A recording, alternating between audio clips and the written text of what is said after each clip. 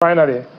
So our ranking amongst African countries has actually declined. In other words, we used to be, our GDP growth is 2.98, and South Africa is 1.93. Kenya has 4%, Ghana has 3.8%.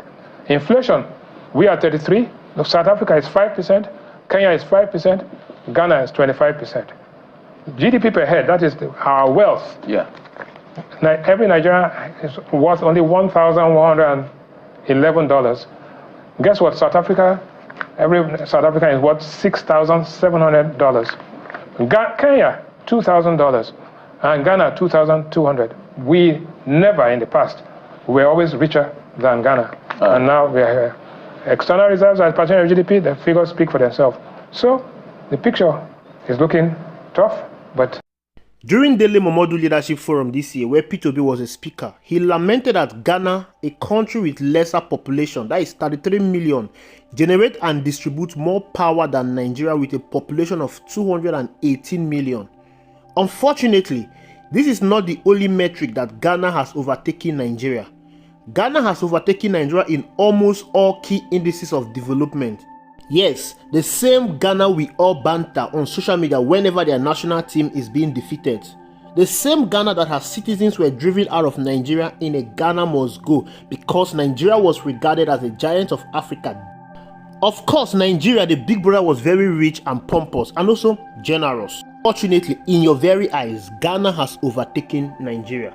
Normally, a country with larger population ought to generate and distribute more electricity than a country with smaller population. Even if the larger country does not have larger manufacturing sites that will consume the generated electricity, but the larger population will need the electricity. But that's not the case here between Nigeria and Ghana. Mind you, Nigeria has been stuck in 5,000 megawatts for the past decade. The dam that generates the electricity that we consume was started during Shehu Shagari regime and completed by Olusegun Obasanjo in 1983. It shows that we are not making progress as a nation. We are stuck with rudderless leaders. Whereas Ghana has been making steady progress to the point that they have reached and almost surpassed 5,000 megawatts. Remember, our population is far more than that of Ghana.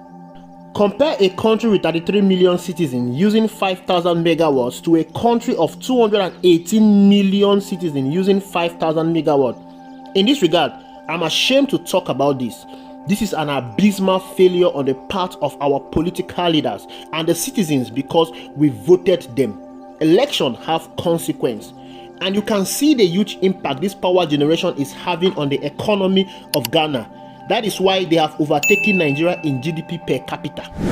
Today, Ghana GDP per capita is about $2,000, while that of Nigeria stands at about $1,000. This is the first time in history where the Ghana GDP will overtake that of Nigeria. Now let me take you back the history lane. In 1958, Nigeria GDP per capita was higher than China and India. From this graph, you can see the growth of Nigerian GDP from 1960 to 1978 after she got her independence. Nigeria was sitting at around $500. It rose to above $2,000 in the 80s. While from 1960 to 1978 all the way to 1990, China was still below $2,000, sitting around $1,000.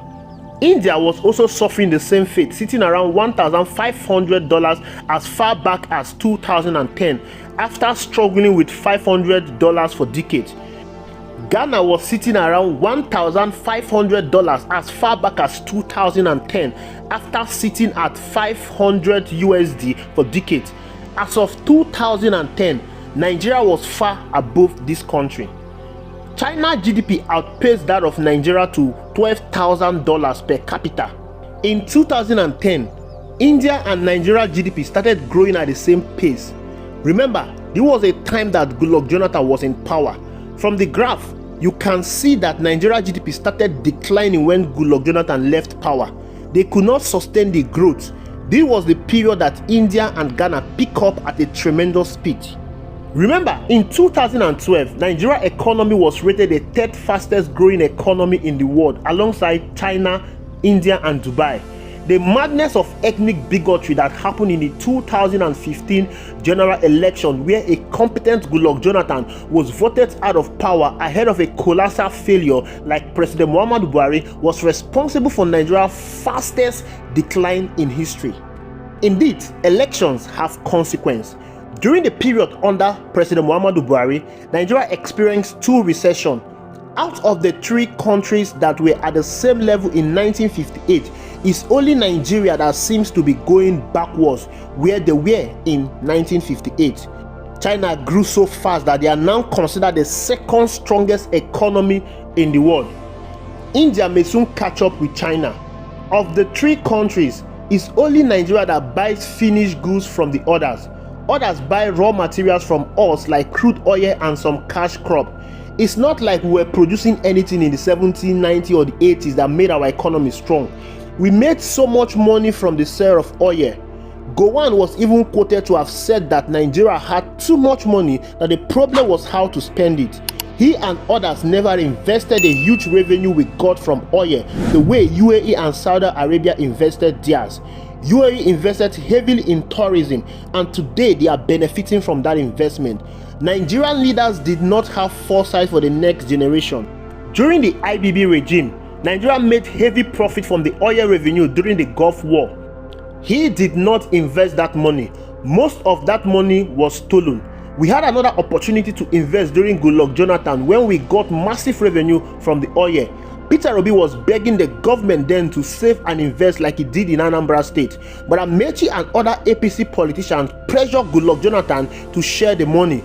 As of 2014, the government was borrowing money to pay salaries. As you can see, this is a deep-rooted systemic problem that our successive administration can't manage our resources. And Tinubu administration has taken it to a whole new level.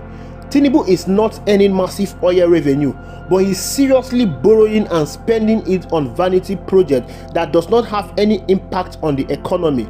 Worst of it, it is this administration that caused Nigerian GDP to decline, reduce the purchasing power of the people, insecurity, massive unemployment, inflation. Many conglomerates are winding up and closing down their businesses and leaving Nigeria, while many are planning to leave. You can see why the economy has plummeted. There is currently serious hunger in the land, as many Nigerians do not know where their next meal will come from. More millions of people have been thrown into poverty as a result of the harsh economic realities of this government. Rather than remedy the situation, the government is still throwing more revenue into vanity projects. The 90 billion naira that was spent in sponsoring irrelevant religious pilgrimages like the Hajj could have generated more megawatts of electricity if it had been invested in solar energy. Do you know how many small businesses this would have impacted positively? Investing in solar energy will take off many people from the national grid, giving opportunity to factories to connect to this grid.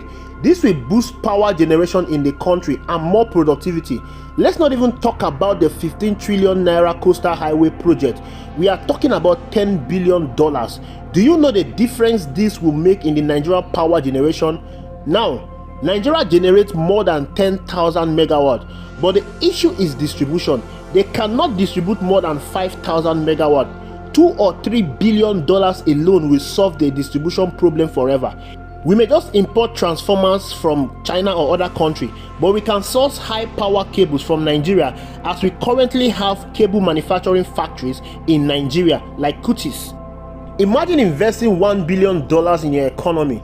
Do you know how it will improve the economy by creating more jobs? That's how you develop the economy. But your president is spending $10 billion on a single highway.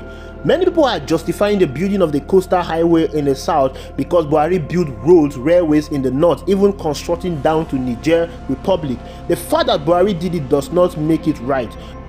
After all, no sensible government would like to be drawn into comparison with Buhari because Buhari government is a colossal. Buhari also made appointment based on nepotism, and many said it was based on competence. But look at one of his ministers today facing charges because of corruption.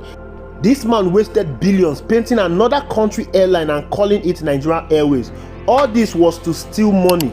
Unfortunately, Tinubu has continued in that same trajectory of appointing based on nepotism. His ministers are not competent, because if they were competent, Nigeria will not be experiencing this level of hardship we are currently experiencing now. These politicians have taken loans that their repayments will start in 2040. So it is important that we invest wisely whatever revenue we have now, else these politicians will destroy this country and they will jump to another country or even to an African country that is stable and functional, leaving you to suffer the result of your poor electoral decision. Thank you for watching. I will see you in the next video.